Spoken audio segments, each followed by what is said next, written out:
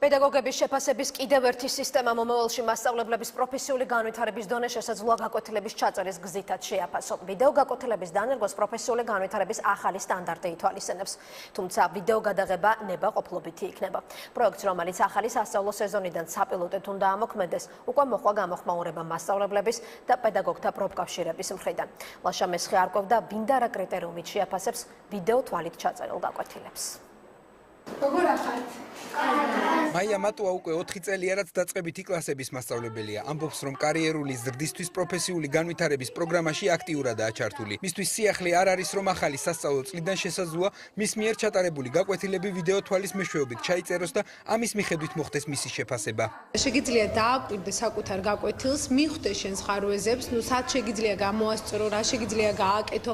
გიტოვებენ მაგის თავისუფლებას, რომ აარჩიო გაკვეთილი და რომელიც შენ მოგეწონება, ის გაკვეთილი გადააგზავნო შემდეგში. ვიდეო გაკვეთილებს შეფასებისა და გამოცდების ეროვნულ ცენტრში შეამოწმებენ. მაია მიმინოშვილის თქმით, უწყებამ აღნიშნულ ცვლილებებზე მუშაობა 2012 წელს დაიწყო, თუმცა პედაგოგის ვიდეო შეფასების ამოქმედება მხოლოდ ახალი პროფესიული განვითარების სტანდარტის ფარგლებში გახდა შესაძლებელი.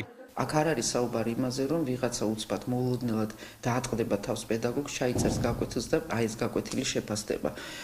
პედაგოგი გარკვეული პერიოდის განმავლობაში ატარებს გაკვეთილებს სწორედ იმ კლასში, სადაც ტექნიკურად ეს ყველაფერი იქნება აღჭურვილი. პროცესს თავად პედაგოგი უძღვება, თვითონ იღებს გადაწყვეტილებას, რომელი გაკვეთილი შეუფასოთ და არა დაუშვათ ვიღაც გარეშე შემფასებელი. ცვლილებების მიხედვით მასწავლებლის მიერ გადაღებულ გაკვეთილს ჯერ სკოლის შიგნით არსებული, შემდეგ კი კოლეგა სკოლის საბჭოები შეაფასებენ. ამ პროცედურების შემდეგ კი ვიდეო ფაილების შეფასებისა და გამოცდების ეროვნული ცენტრის ექსპერტებს გადაეცემათ. განათლების მინისტრის თქმით, სამინისტრო უკვე შერჩეულ ვიდეოებს ერთ საიტზე განათავსებს, სადაც მისი ნახვა ნებისმიერ მსურველს შეეძლება. ეს არის ძალიან კარგი საშუალება პროფესიული ზრდის და კარიერული ზრდის. რა თქმა უნდა, ამაში კრედიტსაც იღებს მასწავლებელი. სახელმწიფო უყურებს არა მხოლოდ ჩატარებულ გაკვეთილს, არამედ რამდენად სკოლები სწორედ აფასებენ ამ თუ იმ პროცესებს.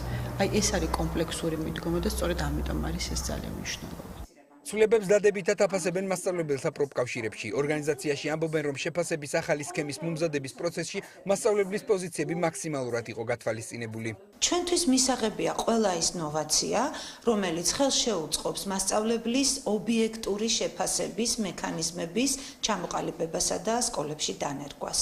ვიდეო შეფასების მექანიზმი 2015-2016 სასწავლო წლისთვის საპილოტე სახით ამოქმედდება. გეგმის მიხედვით შეფასების ახალი სისტემის შესახებ 2016 წლიდან შესაბამისი საკანონმდებლო ცვლილებები მომზადდება. პირველ ეტაპზე ვიდეო შეფასების პროცესში მონაწილეობის მიღება უფროს და წამყვან მასწავლებლებს მოუწევთ.